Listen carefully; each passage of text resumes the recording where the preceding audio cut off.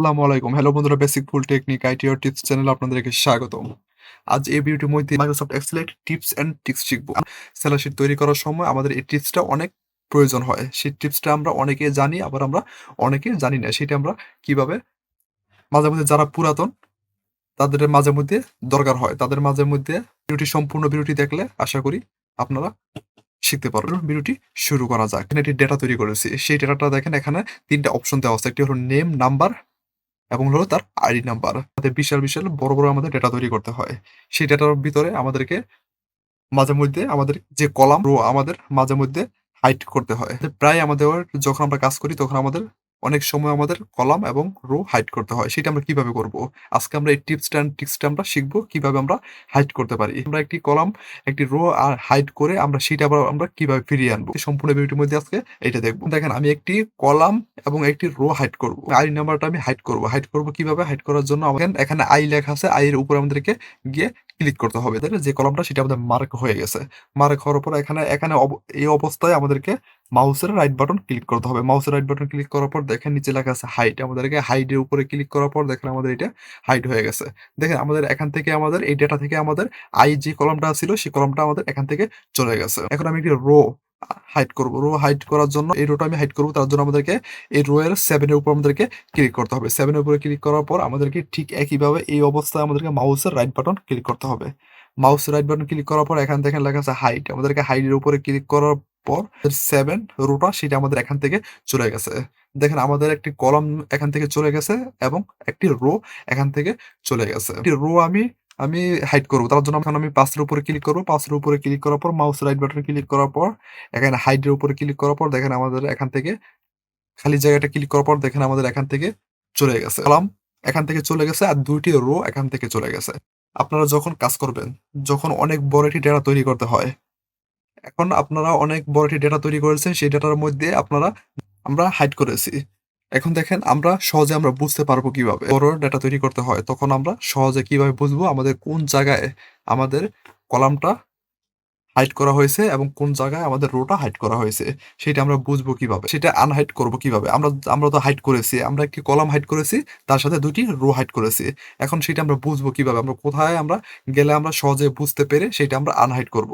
ওইটা হাইড করে যখন আমরা এটি সেভ করে রাখবো, সেভ করে রাখার পর যখন আমরা পরে আবার যখন ওপেন করব তখন আমাদের মনে নাও থাকতে পারে। কোন জায়গায় আমরা হাইড করেছি সেটা আমরা মনে না থাকতে পারে। তখন আমরা কিভাবে আমরা সহজেই আমরা বুঝবো এখানে আমাদের কলামটা হাইড করা হয়েছে এবং তার সাথে রোটা হাইড করা হয়েছে। দেখেন A থেকে Z পর্যন্ত যখন আমি এই ডেটা তৈরি করব, তৈরি করার সময় আমরা এইভাবে আমরা সহজে বুঝতে পারি। যখন আমি C হাইড করেছি তাহলে আমরা এখানে বুঝতে পারি A, B, C যখন থাকবে না তখন B এর পর D থাকবে। তখন আমরা সহজে বুঝতে পারি B এর পর C অপশনটা আমাদের কলামটা হাইড করা হয়েছে। E এর যে কলামটা সেটা যখন আমি হাইড করব তখন সহজে আমি বুঝতে পারবো D এর পর F থাকবে, তাহলে আমরা বুঝতে পারবো এখানে E নাম্বারটা হাইড করা হয়েছে, তাহলে আমরা এটা আমরা আনহাইড করতে পারবো। যখন আমরা ৩, ৪, ৫, ৬ যখন আমরা এখানে ৩ নাম্বার যখন হাইড করব তখন আমরা সহজে বুঝতে পারবো ২ এর পর ৪ থাকবে, তাহলে আমরা বুঝতে পারবো ৩ নাম্বারটা হাইড করা হয়েছে। আমরা এভাবে আমরা সহজে আমরা বুঝতে পারবো কোন নাম্বারটা কোন জায়গায় হাইড করা হয়েছে। যখন আমরা ১ থেকে আমরা অনেকগুলা যখন আমরা একটি ডেটা তৈরি করব তখন আমাদের মাঝে মধ্যে যখন আমাদের অনেকটা সময় লেগে যায়। তখন আমরা সহজে আমরা কিভাবে বুঝতে পারবো যে আমাদের এই জায়গায় একটি কলাম হাইড করা হয়েছে এবং তার সাথে আমাদের এখানে রো হাইড করা দেখেন আমাদের এখানে যে ৩ টা অপশন নিয়েছি এখান থেকে আমি একটি কলাম হাইড করেছি। তার সাথে আমি ২ টা রো আমি হাইড করেছি। যের উপর যখন আমি মাউসটা রাখবো, মাউসটার সাথে দেখেন আমাদের এখানে একটা দাড়ি আসছে না। ডান দিকে আমি মাউসটা রাখছি। আমাদের এখানে ২ টা দাড়ি আমাদের এখানে আসছে না। তাহলে আমি বুঝবো আমাদের এখানে কলামটা হাইড করা হয় নাই। তারপর এখানে দেখেন এইচ এর যেখানে আমি মাউসটা রাখছি, ডান পাশে যখন আমি মাউসটা রাখছি, মাউসটা রাখা দেখেন এখানে দেখেন ২ টা দাড়ি দেওয়া আছে। তাহলে আমি এখন বুঝতে পারতেছি আমাদের এখানে একটা কলাম হাইড করা হয়েছে। তাহলে এখানে এইচ এর পর আমাদের আই কলামটা আমাদের এখানে হাইড করা হয়েছে। তাহলে আমরা সহজেই আমরা বুঝতে পারবো এখানে কোন কলামটা আমাদের হাইড করা হয়েছে, কোন জায়গায় আমাদের কলামটা হাইড করা হয়েছে। তাহলে আমাদের এখানে ২ টা দাঁড়িয়ে আছে, তাহলে আমি বুঝতে পারবো আমাদের এখানে একটি কলাম হাইড করা হয়েছে। এখন দেখেন আমাদের ১ এর পর আমাদের ২ টা দাড়ি নেই। তারপর ২ এর পর আমাদের ২ টা দাড়ি নেই। তারপর ৩ এর পর আমাদের ২ টা দাড়ি নেই। ৪ এর পর দেখেন আমাদের ২ টা দাড়ি দেওয়া আছে। তাহলে আমরা বুঝতে পারছি আমাদের এখানে একটি রো হাইড করা হয়েছে। তারপর দেখেন 4 এর পর দেখেন এখানে 6 লেখা আছে। 6 এর নিচে দেখেন 2 টা দাড়ি দেওয়া আছে। তাহলে আমরা এখানে বুঝতে পারছি আমাদের এখানে একটি রো হাইড করা হয়েছে। তো আমরা সহজেই বুঝতে পারবো যেখানে 2 টা দাড়ি থাকবে সেখানে আমরা বুঝতে পারবো এখানে কোনো একটা কলাম অথবা রো আমাদের এখানে হাইড করা হয়েছে। তাহলে আমরা সহজেই এখান থেকে আনহাইড করতে পারবো। এখন আমরা দেখব আনহাইড করব কিভাবে? আনহাইড করার জন্য আমরা সহজে বুঝতে পারছি এখানে যেকোনো একটা কলাম এখানে হাইড করা হয়েছে।